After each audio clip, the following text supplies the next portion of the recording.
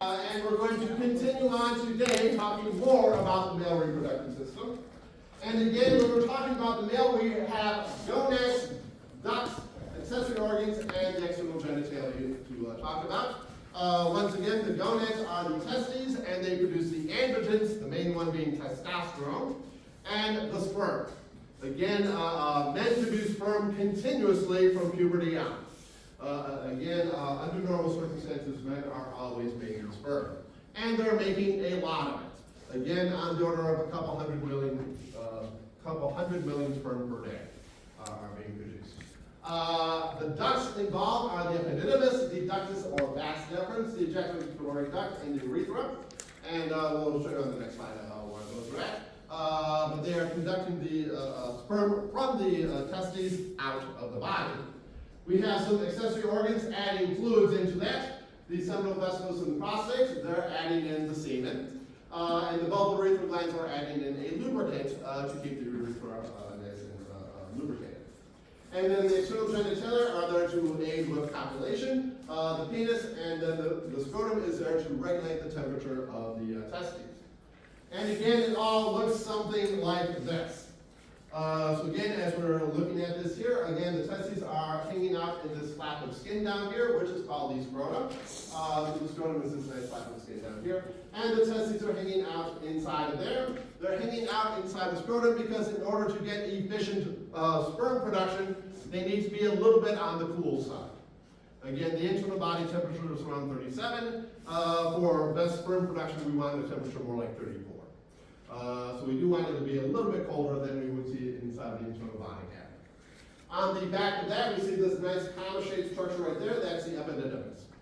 The epididymis is a very long coiled tube. It's about 6 feet long. And the sperm are stored within the epididymis and undergo their final functional maturation.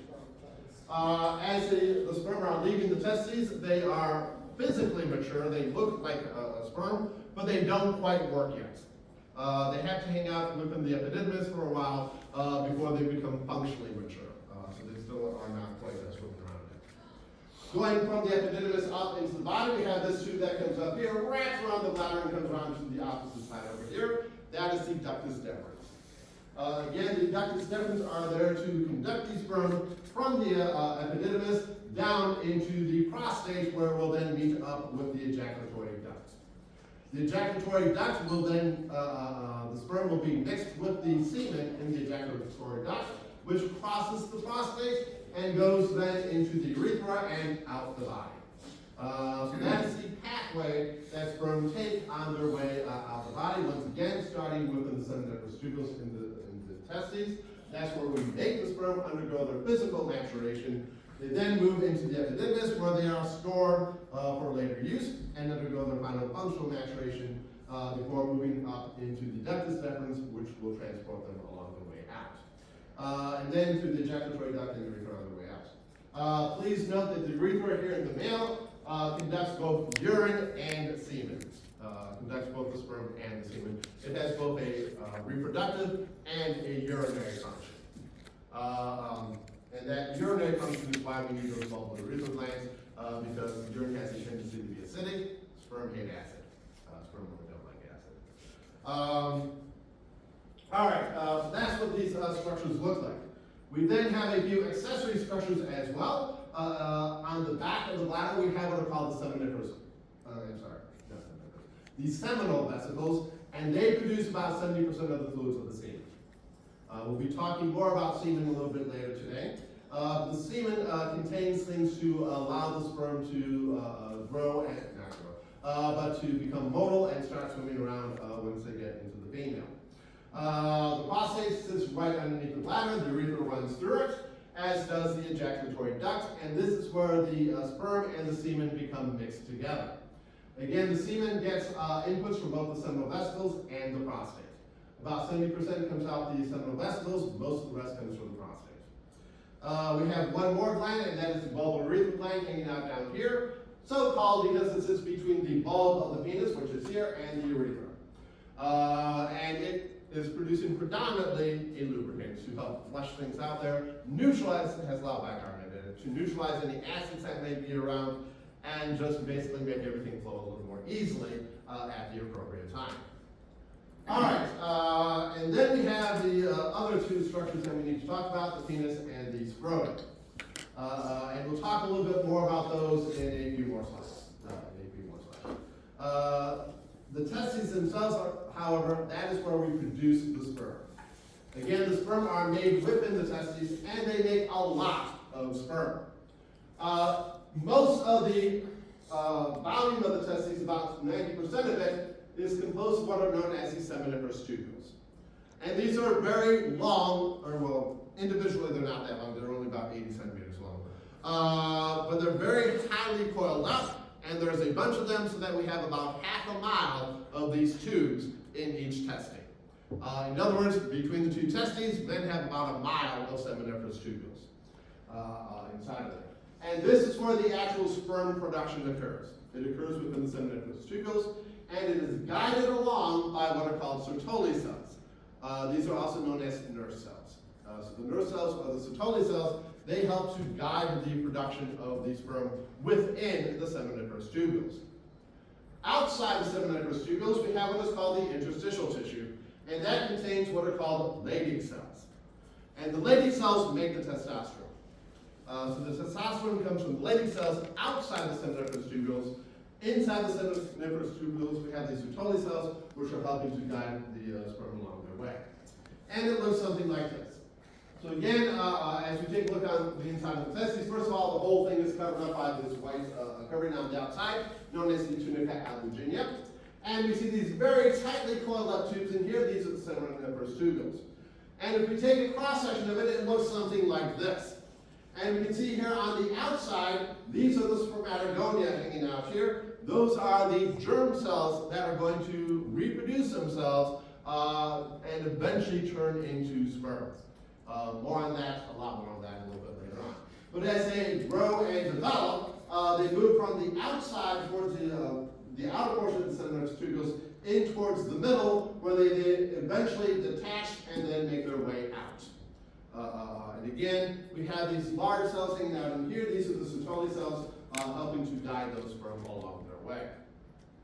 Outside the cells, the tubes we have are called the interstitial cells, or the Leydig cells hanging out here, and these are the ones that are producing the testosterone. So again, the testosterone is produced out here. The spermatogonia are here inside the seminiferous tubules, and they are growing and developing with the assistance of the Sertoli cells. One other detail that I should mention, that there is what is known as a blood-testes barrier, similar to the blood-brain barrier that we saw previously. And that is there because the sperm are technically not part of you. Once they are produced, they have different antigens on their surface than your other cells have. And therefore, they might be recognized as a foreign entity by the immune system, so we can't let the immune system get in here. So again, the blood-testes barrier is there to prevent the immune system from attacking the sperm. If something happens and you break that, the immune system can get in there, and that leads to sterility. And one way of doing that is to crush the testes. And then you can get an immune response, which will then destroy the testes. All right, so that's what the testes look like. Again, the outer portion of it is known as the tunica albuginea. When we get to the ovaries, they have a tunica albuginea as well. Because as you will recall, the testes and the ovaries started out as the same structure. In the presence of TDF, it turns into testes. In the absence, it doesn't. It turns into ovaries instead. But in both cases, we have a tunica albuginea. So again, there's a white outer covering on the outside. And tunica albuginea simply means white covering. It's Latin for white covering. All right, again, we see the seminiferous tubules are on the inside. And as soon as we are producing the sperm in here, it then makes its way through the tubules and into this structure hanging out right here, which is known as the ready testes. To get there, we have these straight tubes that come out. In Latin, that would be tubuli recti, or in English, straight tubules.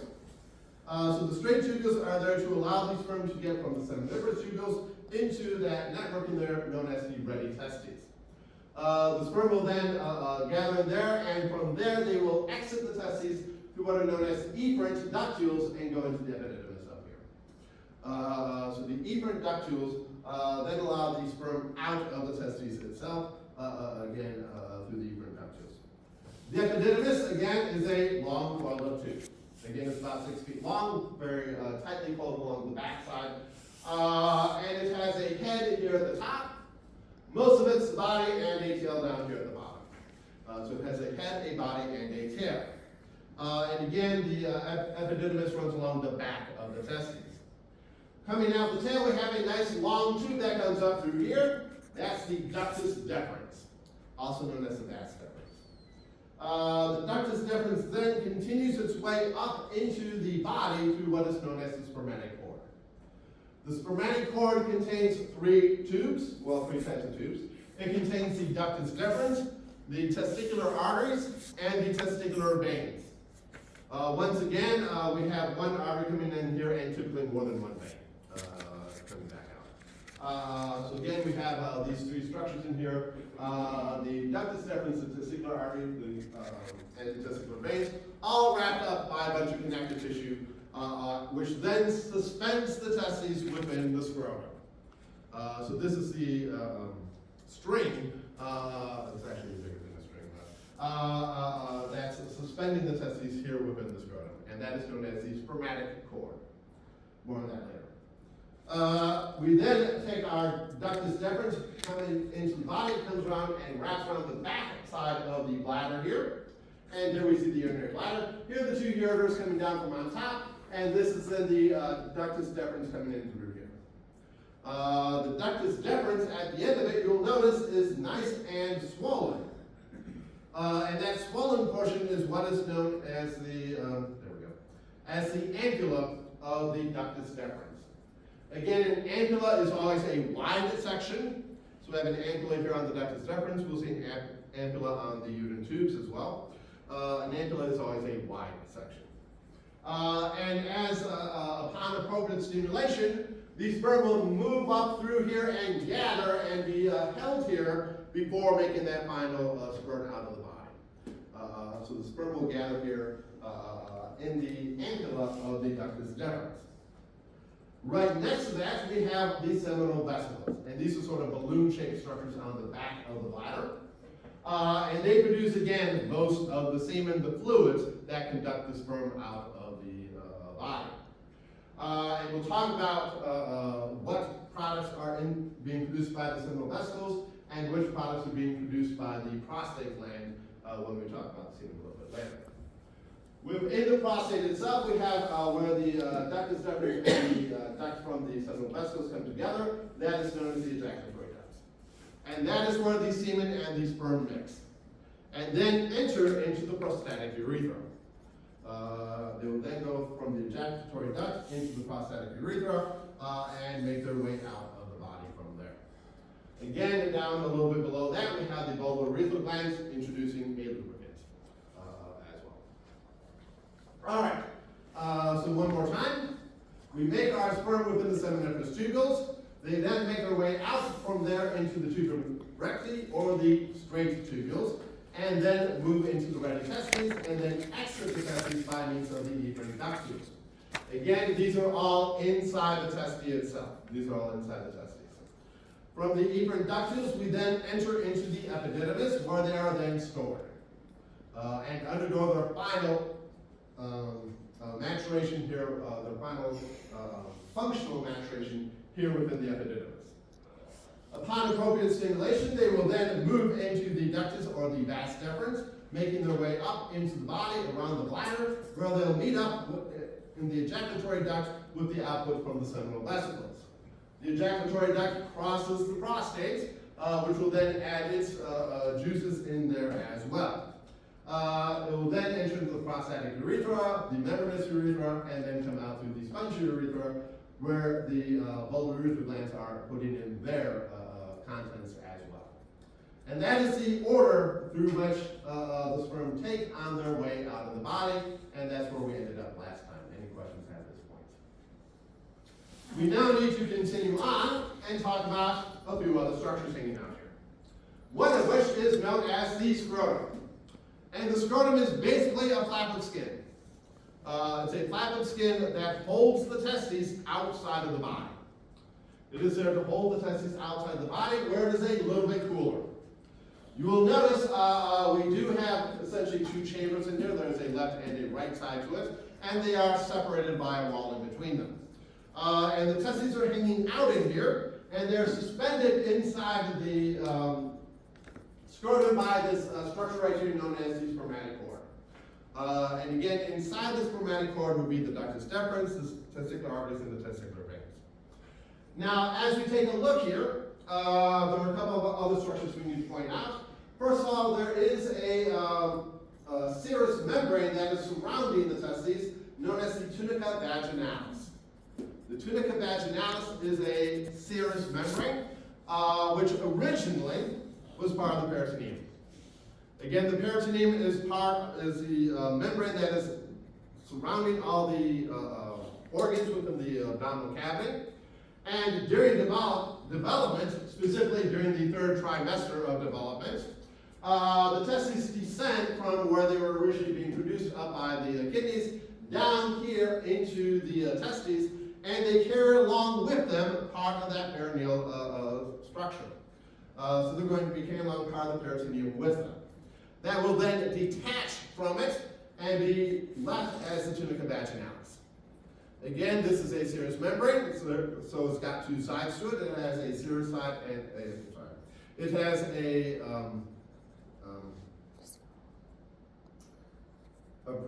parietal side on the outside and a visceral side on the inside against the testes themselves, with a little bit of serous fluid in between them, so things can slide around in here. But again, the tunica vaginalis, it sounds like it should be a female structure. It is a male structure.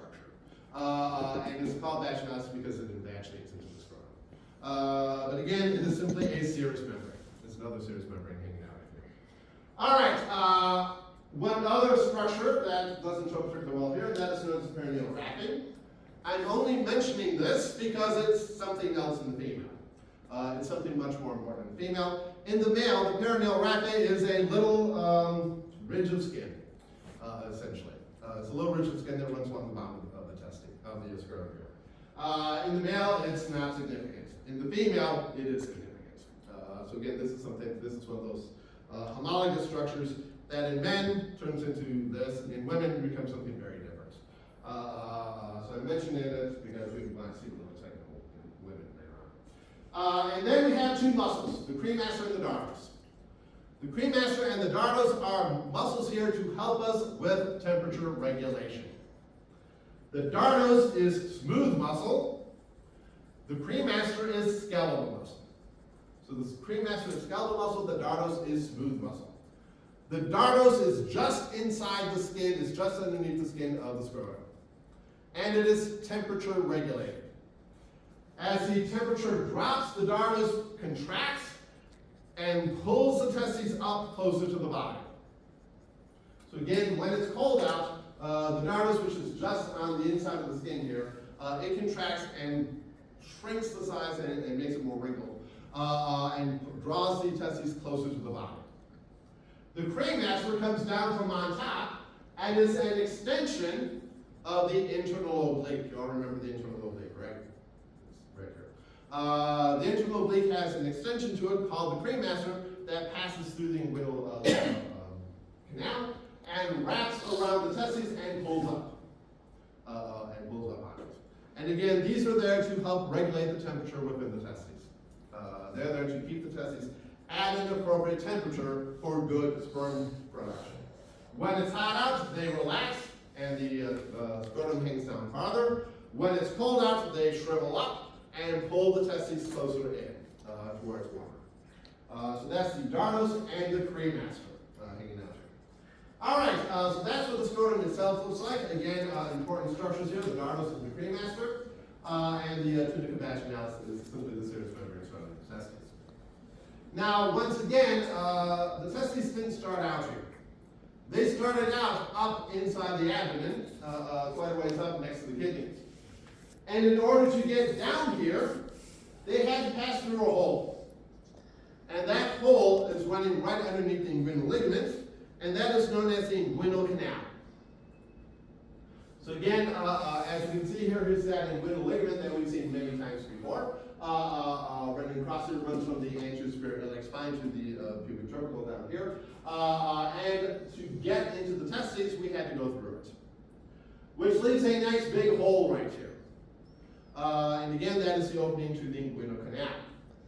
The inguinal canal has a superficial ring on the outside and an internal ring, a deep inguinal ring on the inside.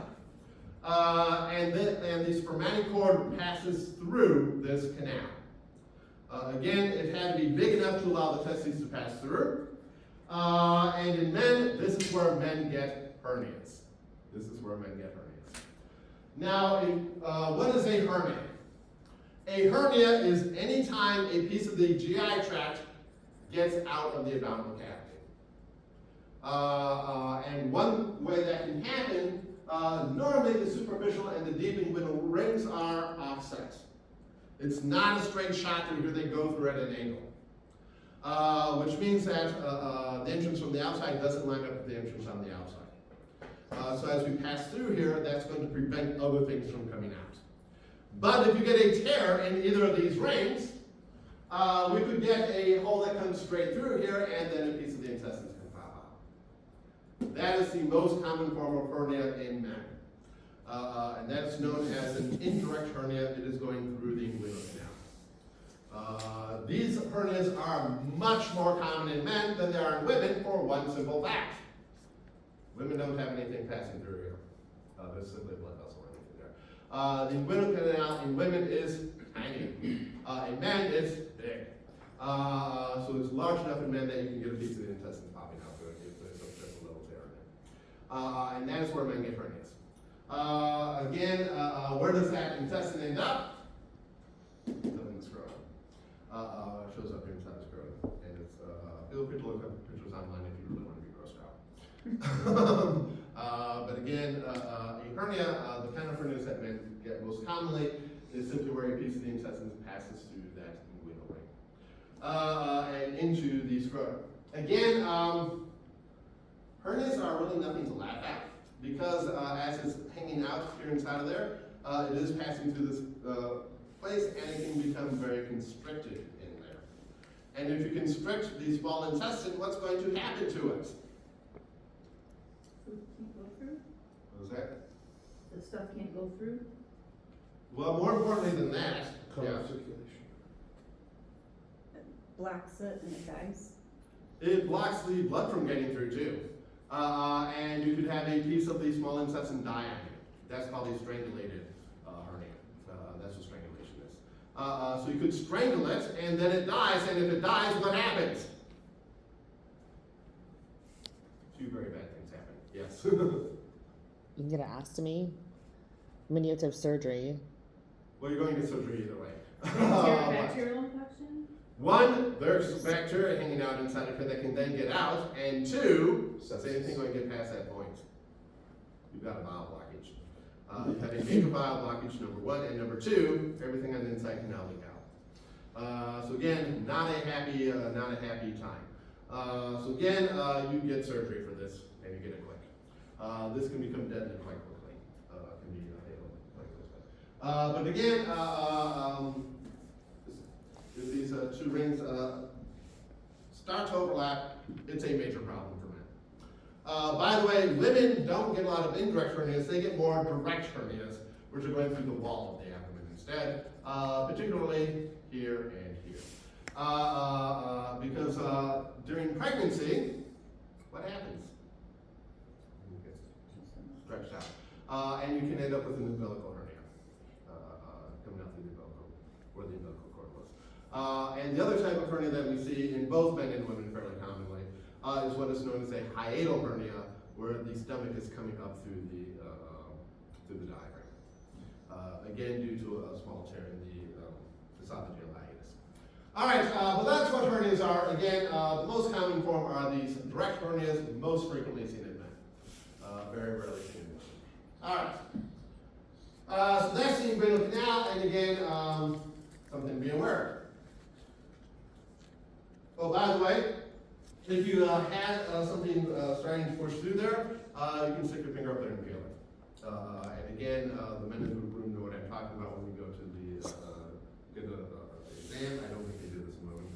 And they have you turn your head and cough. That's causing pressure on the abdominal cavity, which will be forcing things into that canal if there's a tear. And you can stick your fingers up there and feel it. Again, I don't. You want to do that? Any event, that's what hearing exam is. All right. The other thing we need to talk about is the penis. And again, the penis is there to allow copulation. And there are basically three parts to the penis. What most of you are thinking of is the shaft of it. On the end of it, there's this head reaching out here called the glans. And then there's another third or so that's within the pelvis. And that's the bulb of the penis. So the bulb of the penis is internal. The external parts are the body and the glands of the penis. And the penis is made of what is known as erectile tissue. And there are three erectile chambers hanging out inside of here. The two, corpus cavernosa and the single, corpus spongiosum. Corpus spongiosum is spongy, hence the name. Corpus cavernosa are cavernous. And what happens is during times of sexual excitement, these engorge with blood. There's a great increase in blood flowing into here, and they fill up like a balloon. And that is what creates the erection. So again, when we're talking about the erection, we're talking about these three chambers here filling up with blood. And I'll leave it to your own imagination as to what will cause that kind of thing to happen. Again, under appropriate stimulation. Remember the spongy urethra? It's named that because it goes to the corpus spongiosum. Now, what we're looking at here, this is a cross-section of the body or the shaft of the penis. And in this case, we see these two large corpus cavernosa, what appear to be these two large corpus cavernosa, and the smaller spongy urethra, corpus spongiosum down here. In reality, the corpus spongiosum is the largest of these three chambers. The entire glands and the bulb of the penis are corpus spongiosum. The corpus cavernosa make up most of the shaft. They make up most of the shaft, but that's essentially the only place they're at. So they make up most of the shaft. The rest of the penis is the corpus spongiosum. And again, the urethra runs through the spongiosum. So again, it looks something like that in cross-section. We then have a bunch of connective tissue here on the outside, holding it all together, and skin and blood vessels on the outside, holding it all together here. So again, as these structures start to fill up with blood, they reach a certain point, and they can't continue to expand, and that is again going to fill them up like a balloon in here, and create an erection. I assume you all know what an erection is, and if you don't, feel free to look it up on your own. I'm not going to talk about it. Although it would be perfectly relevant for me to bring in porn, we're not going to do that. All right. Having said that, if we take a look at the penis from the top, we can see here is the corpus spongiosum, and you can see that it makes up the entire gland. It makes up the bulb of the penis, and then the corpus cavernosa comes here from the sides. They come here from the sides, and make up most of the body of the penis. So again, the corpus spongiosum makes up the entirety of the glands, and the bulb of the penis in the back. That is called the corpus spongiosum. On the sides and top, we have the two corpus cavernosa. And as we go back into the body back here, the two ends of the corpus cavernosa lay apart from each other, and they attach here onto the ischial tuberosity. So they're attached onto the ischium. They're attached onto the ischial tuberosity. That's where the penis is attached. It's attached to the ischial tuberosity. In what is known as the crus of the penis. So the crus of the penis, that's where the two corpus cavernosa go out towards the sides. To attach to the corpora, to the bottom of the pelvis. So the crus of the pelvis here, the crus of the penis here is where it splays out back here and attaches to the ischial tuberosities back here. All right, and that is what the penis looks like. One other structure to talk about, and that's the prepuce. The prepuce is also known as the foreskin. And the foreskin is a little extra flap of skin covering the glands. What's it doing there? Well, during development, it's protecting the glands. After birth, it's not really doing much of anything except hanging out there. If somebody is circumcised, the prepuce has been removed. Circumcision is removal of the prepuce. Again, whether or not you're circumcised, that's basically a cultural choice. In the United States, most men are circumcised. Many religions, Judaism, Islam, both have it as part of a religious rite. So do a few other cultures. Is anything likely to happen bad because of circumcision? No. Is anything likely to happen bad if you don't? No. The risk and the risk benefit is about the same whether you do it or not. So it's really it's a choice. Circumcision is really a choice. The advantage of having circumcision is that it leads to fewer STDs, fewer sexually transmitted infections, including AIDS. You're less likely to get HIV if you are circumcised. But again, do it, don't do it, doesn't really matter. By the way, there are times when not being circumcised does become a problem. It's called phimosis, when it's too tight, and then it has to be removed. But anyways, that's the prepuce. That's it. All right, then back here we see the bulbar urethral glands hanging out here. They're coming into the back of the bulb of the penis hanging out back here, which again is corpus luteus. There's a prostate and the other structures we've already talked about. All right, bulbar urethral glands, the urethra hanging out here. And that is the male anatomy. So again, the anatomy of the male is a little more complicated than the anatomy of the female. The physiology is actually quite a bit simpler. So now we're going to talk about how all this actually works. And one of the big players in making all this work is testosterone. Testosterone, again, I'm using it in the singular. It is actually a plural term. There are multiple forms of testosterone out there, but I'm just going to pretend there's only one. Again, some of them are more potent, some of them are less potent. Same with estrogen, there's more than one form of estrogen. The testosterone is the primary male hormone, the primary androgen. And what's it do? Well, number one, it stimulates spermatogenesis.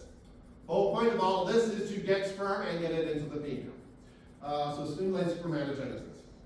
It also has distinct effects on the central nervous system. And specifically, it causes men to have a higher libido and it makes them more aggressive. Again, this is something that is well known. Testosterone is one of those chemicals that some athletes like to abuse. And when they do so, they become more aggressive, and roid rage is what that's known as. It is a real thing. Again, testosterone does make you substantially more aggressive, and our prisons are full of people who have abnormally high levels of testosterone. But again, it increases the sex drive and makes them more aggressive, most likely to fight off others. All right, it also stimulates the metabolism. It is a growth factor. It increases protein synthesis, increases muscle growth, and this is why some athletes like to abuse it, particularly bodybuilders. It does make your muscles better if you exercise them. And it's important in terms of blood cell formation. It increases the amount of erythropoietin. Erythropoietin, as you will recall, that is the hormone that's involved in regulating red blood cell production. Part of the reason why men have a higher hematocrit is because men have more testosterone. So it increases in hematocrit, again, to help support that larger muscle mass that is also being produced here by the testosterone. It establishes the male secondary sexual characteristics. What do I mean by that? The things that make men look like men and not like women. This includes things like hair distribution. We think of men as being hairier. Men have things like beards, chest hair, back hair, that women don't. And again, that's because of the testosterone. It also leads to things like male pattern baldness. Men and women both lose hair on their heads, but we lose it in very different ways. Men, it goes this way. Women is much more diffuse, and you go find some little ladies, take a look at their scalp, there's not a whole lot of hair follicles there. So there's plenty of hair follicles, there's not a lot of hair there. But again, it's not being lost in specific areas. Again, increased muscle mass and body size, again, most likely to enable men to fight off other men for access to females, based on the fact that that's what it does in apes. Male fat deposition patterns. Men put fat on their stomachs, women put fat on their thighs and hips. So again, men and women put fat in different areas, partly due to the differences in estrogen and testosterone. And maintains the male reproductive tract, and everything else required to allow proper reproduction. So that's what testosterone does for men. By the way, women also produce testosterone. Does the same things for women. It increases libido, it increases, there's a growth factor in women as well, but to a much lesser degree because there's not nearly as much of it in women. Women get their testosterone from the adrenal glands. All right, so that is what testosterone is being produced here inside the testes for, basically to make men look and act more like men. Speaking of sperm production, this is what a sperm looks like. Sperm are among the smallest of human cells. Eggs are among the largest. So again, there's a big difference male and female in the size of the ganglions here. And what we're seeing here is we see the nucleus hanging out right here, and that is what is known as the head of the sperm. And the nucleus is covered by sort of a cap. And that cap is called the acrosome. So the acrosome is sort of a cap on the head. Think of it like a bathing cap. It sits here on the head of the sperm, and it contains enzymes required for penetration into the egg. So without the acrosome, the sperm can't get into where the egg is. So again, more on that when we talk about fertilization. Behind the head, we have a midpiece which is packed full of mitochondria. And those mitochondria are there to power the tail, and that tail back here, that's a flagella. You all learned about flagella in biology class. This is the only example of flagella in humans, and I think in mammals overall. But again, the tail here is there to allow it to swim.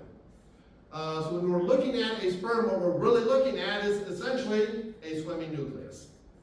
We have a nucleus containing the genetic material, and then stuff to allow it to swim around. And that's what all we have here in the sperm. That's what all there is. There's very little else to a sperm. So again, that's what it looks like. Again, men will produce between 30 and 300 million sperm per day, starting at puberty till death. And it takes about 2 months, 2.5 months to produce that sperm. From the initial division of the spermatogonia to the final functional sperm, again, it takes about 2 months, a little over 2 months. All right, so that is what these sperm look like. Now, how do we get that sperm in the first place? Well, we undergo mitosis and meiosis. You all remember mitosis and meiosis perfectly from when you took biology class, right? Yeah, we're going to go over it again. Experience has told me you don't remember this. So we are going to go over this again, just so we know what we're talking about. The specifics of mitosis and meiosis will not be on the exam. You learned this in biology class. This is review. But experience has taught me I need to review this. So let's start by talking about what we're talking about here. We're talking about cell division. In mitosis, you take a diploid cell and you create two identical daughter diploid cells. What do I mean by diploid? I mean it has two sets of chromosomes. So again, we are all produced with a set of chromosomes from our father and a set of chromosomes from our mother. And we have two pairs of each chromosome. And mitosis, we end up with two pairs of chromosomes. And this is used for most cell division. It is mitosis. So most of the cells in your body, they are dividing by mitosis, and that's all they're doing. Meiosis is only performed by the germline, or the cells that are going to become either sperm or eggs. They undergo meiosis instead. And these result in a single diploid cell that produces 4 haploid cells. Haploid cells contain 1 set of chromosomes. So again, diploid has 2 sets of chromosomes. Haploid has 1 set of chromosomes. So we're going to take that single cell and we're going to end up with 4 cells with half as much DNA. And again, we're going to, at the end of that, call those cells gametes. The male gamete is the sperm, the female gamete is the egg. So again, we're going to produce gametes using meiosis. And those are the only cells that undergo meiosis, are the ones that are leading to sperm and egg. All right, so let's start with the mitosis, and before we do that, talk a little bit about the cell cycle itself. So, you have your cells, they're going about doing their everyday business, doing whatever it is they do, and they decide they need to divide. Well, the first thing they do is they undergo what is known as a S phase, and they synthesize DNA, they copy all the genetic material over. So they take all those chromosomes and they copy them, and they simply copy them. So instead of having 2 sets of chromosomes, we're not going to have 4. We then have what is known as a gap phase, a fairly short gap phase here, and then we're going to enter into mitosis. And mitosis, we're going to take that genetic material, split it into the 2 halves of the cell, and then split the cell in half afterwards. Mitosis is technically division of the nucleus, and is typically followed by cytokinesis. Cytokinesis is then the division of the cell. So again, mitosis is the division of the nucleus. Cytokinesis usually follows it, and is division of the cell into 2 cells. Again, typically these 2 are linked. All right, and then we enter into another gap phase where we go on and be whatever it is that cell is going to be until we decide to undergo mitosis again. So again, that is a normal cell cycle depending on the type of cell. Could be a relatively short cell cycle, it could be decades in length. All right, so how does mitosis work? Well, it's divided up into 4 phases. Again, mitosis is the division of the nucleus, followed by cytokinesis, division of the cell. And there are 4 phases: prophase, metaphase, anaphase, and telophase. And again, we're going to start here in prophase. And in prophase, we condense the chromosomes. Remember, we've already copied over all the DNA. So we've already copied all our DNA over. And now we're going to condense it down into what are known as chromosomes. So during prophase, the chromosomes become visible. And we can now see those chromosomes coming out. So again, the chromosomes become visible as they begin to condense down and the nucleus begins to dissolve. We develop what is called a mitotic spindle over here, which we have on the inside. These are the centrioles. And we get these nice microtubules coming out here that reach out and grab hold of those chromosomes in the middle. Again, they attach to the chromosomes, and we're going to attach them to either ends on either side. And again, this is all happening during prophase. We're seeing those chromosomes condense down. We can now see the chromosomes, and we're grabbing hold of them. This is followed by metaphase, and during metaphase, we're going to pull those chromosomes into the middle of the cell. And they're going to line up along the equatorial plane. Did you have a question? The bands that are there, is that like electromagnetic, or those physical bands? Are those, yeah. These are microtubules. This is a physical structure. Yeah, you probably don't know what a microtubule is. A microtubule is, just what the name implies, it's a tiny little tube. It's a filament. It's a filament in there. You all remember the thin filaments of muscle? It's not actin, but it's the same idea. You've got this long bunch of individual globules that line up, and they create this chain. called microtubule. They don't actually look like they don't at all, but they kind of rare. But anyway, it's a physical structure, and you can stain for it and see it. By the way, your cells are full of microtubules, all over the place. But in this case, we're putting them into a very specific arrangement so that they can grab hold of the chromosomes. Make sense? Mm-hmm. All right, and as they're pulling from either end here, causes all the chromosomes to line up along the middle. And again, they're all attached here in the very center at what is called the centromere. And they line across here, and then we're going to split that centromere apart. One copy is going to go this way, the other copy is going to come this way. And that is known as anaphase. So we split the centromere in the middle, and we pull the separated chromosome, the sister chromatids, apart from each other. And they then go towards the opposite ends of the cell on either side, and then they start to unravel again.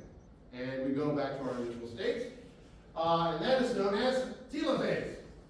During telophase, we now get rid of all those microtubules. We get rid of the spindles. We reform the nuclear envelope around the outside, and then we divide our cell in half. Divide the cell in half. So again, the chromosomes disappear at this phase, at the end of this phase. We don't see the chromosomes because we've unraveled them again and stretched them back out. And that's mitosis. This all sounds really familiar to all of you, right? Yeah. So that's how mitosis works. Any questions on mitosis? All right, so mitosis, once again, is how we do most cell division in the body. We use this to create eggs and sperm as well. This is step one of making eggs and sperm, is using mitotic divisions. To create spermatogonia in men and oogonia in women. So we'll be seeing mitosis again. We then enter into what is known as meiosis. And meiosis is going to take that single cell, and instead of dividing it into two identical daughter cells, it's going to give us 4 non-identical haploid cells instead. So again, we start as before, we replicate our DNA. We take our DNA and we copy it over. And then we basically do 2 mitotic divisions. We do two mitotic divisions here. Meiosis 1 looks a lot like mitosis. Meiosis 2 looks a lot like mitosis. In that each phase is divided into prophase,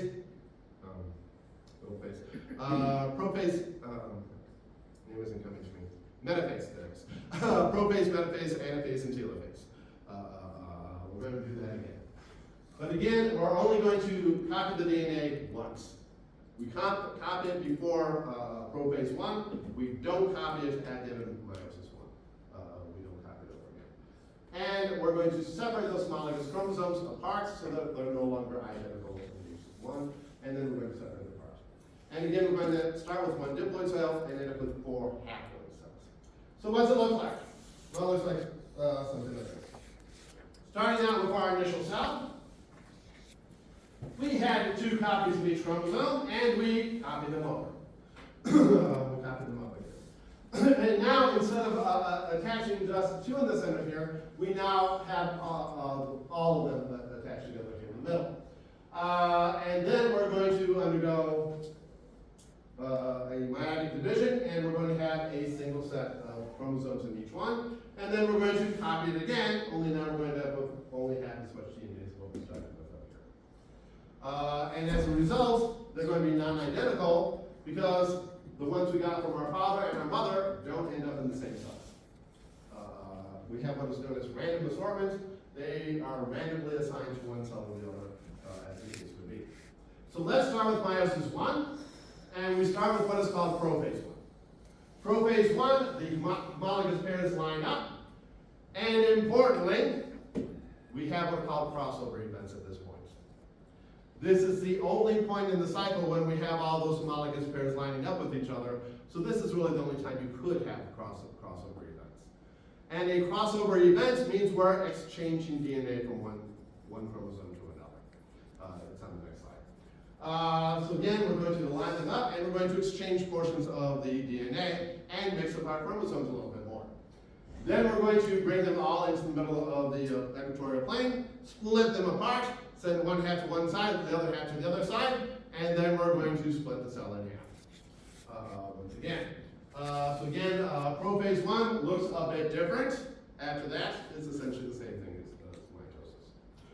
So, during prophase 1, our homologous chromosomes all line up together as a pair of, and we have what's called crossing over. Crossing over simply means we take a chunk of this chromosome and we swap it for a chunk of chromosome of DNA on another chromosome. We break it and then we refuse it on the other side. And that results in a hybrid chromosome. Again, tradition, you get one chromosome from your mother, one chromosome from your father. This allows us to switch up the DNA, so you get chromosomes which have DNA from both the mother and the father on them, due to these crossover events, through these recombination events. And it looks exact, it's called a crossover event because that's exactly what it looks like. So we see these homologous pairs lining up here. Again, we have one pair from the father, one pair from the mother. And as they line up, we allow them to cross each other, and we get sort of an X here. We cut it at this point, and we swap the segments apart. So we end up with a chromosome over here that is mainly from the father, but the end portion over here came from the mother, and the rest of it ended up over here on this one instead. Does that make sense to you? Again, this should all be reviewed. And that is what a crossover event does. And these crossover events allow us to mix up the genetic material a bit more. And also allows us, from a practical standpoint, this is how we do gene mapping prior to having things like these here. But this is traditionally how one did gene mapping because the frequency of a crossover event occurring between two specific chromosomes, or two specific genes, the farther apart, the more likely it would happen. But in that is what a crossover event, and it occurs during prophase 1.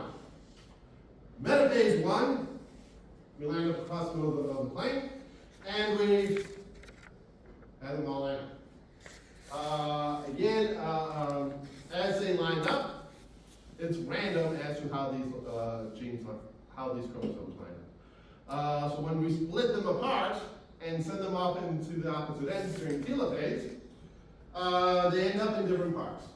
And that is known as independent assortment. Independent assortment simply means that we're not going to pay any attention to where these chromosomes came from in the first place. We're going to take one set, send it one way, take the other set, send it the other way. They may be from the same parents, they may not be from the same parents. Most of the time it will be a mixture between the two parents.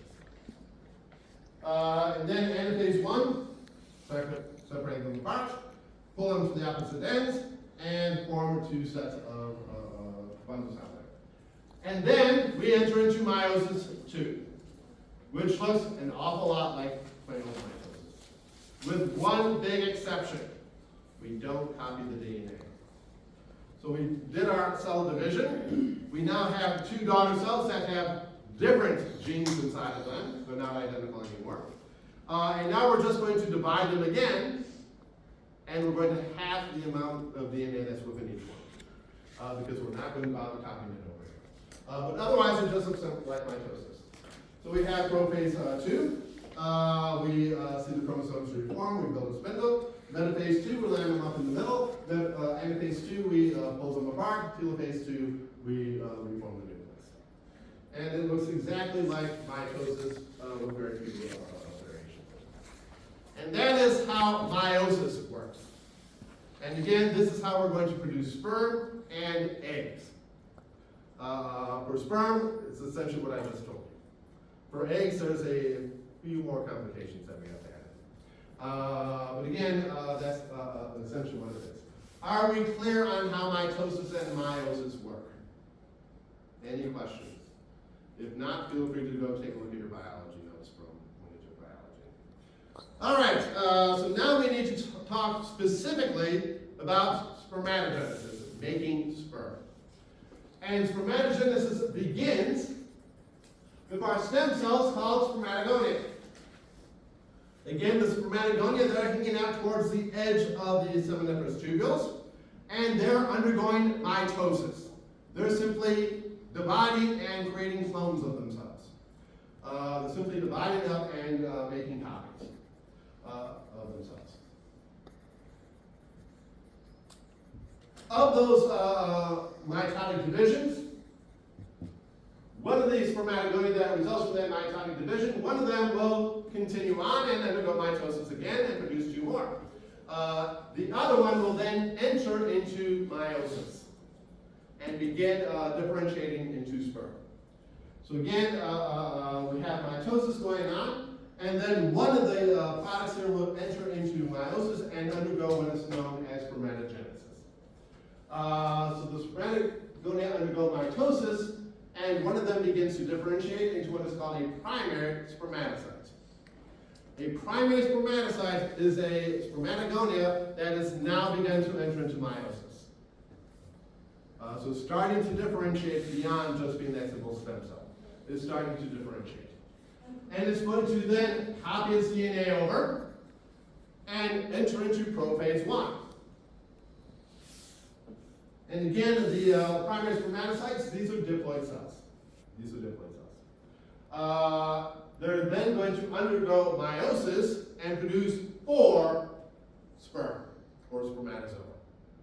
These 4 sperm will be non-identical and haploid. Haploid, only one set of chromosomes, and those chromosomes will have gotten mixed up. So they're no longer identical. So we'll have 4 non-identical spermatocytes coming out. So number 1, mitosis. We simply divide up our spermatogonia again. And again, of those spermatogonia, as they're undergoing mitosis, one of them is retained to continue undergoing mitosis. And one of them then starts differentiating into a primary spermatocyte and enters into prophase 1. So one daughter remains as more spermatogonia, the other starts to differentiate into a primary spermatocyte. That primary spermatocyte then enters into prophase 1, goes into metaphase 1, into telophase 1, nice good step in there, anaphase, and produces 2 secondary spermatocytes. The secondary spermatocytes have completed meiosis 1, but not yet gone into meiosis 2. So again, we've done that first meiotic division, and we have 2 secondary spermatocytes here. Again, these have started to differentiate. They do not have identical DNA in them because it got mixed up during prophase. Those 2 now become secondary spermatocytes, and they enter into meiosis 2. As they enter into meiosis 2, they undergo the second meiotic division, and we go from having 2 copies of chromosomes to having 1 copy of each chromosome down here, and produce the 4 daughter spermatids. So again, the secondary spermatocytes undergo to form the 4 spermatids. One thing to note here, as we're going through here, we don't completely separate these cells. They still do have the ability to exchange stuff between them. As we get into this point here, we've not completely separated these cells apart here. But as they continue to differentiate, these spermatids, a spermatid is an immature sperm, will then eventually differentiate into mature spermatozoa or sperm as they make their way through there. So again, the 4 spermatids then differentiate into the 4 spermatozoa and make their way out and go about the business. And that is how we have spermatogenesis occur. Any questions on that? Again, it's basically pretty straightforward. We start with mitosis. Half of the daughter cells then go into meiosis and produce 4 haploid cells. We'll add in some more details next time. Any questions? We'll start in on the theme over time.